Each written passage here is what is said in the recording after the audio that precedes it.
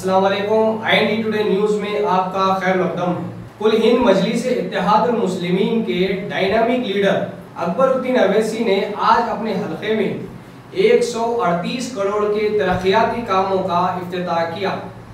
आइए देखते हैं तफसीलात।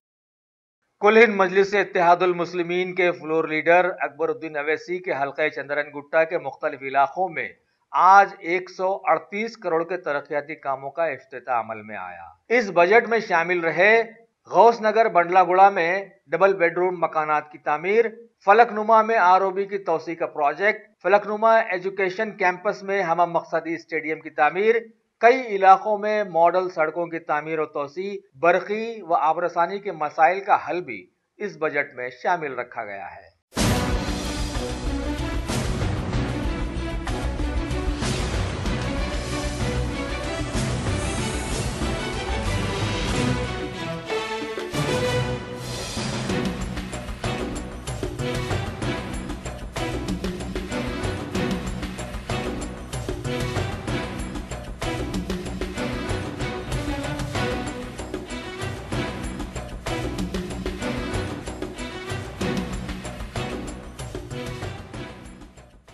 अगर आपने हमारे चैनल को सब्सक्राइब नहीं किया है तो आपको यहाँ सब्सक्राइब बटन दिख रहा है, उसे क्लिक करिए और सब्सक्राइब कीजिए और साथ ही साथ बेल आइकॉन को भी क्लिक करिएगा जिससे कि आपको ताज़ा अपडेट मिलते रहें।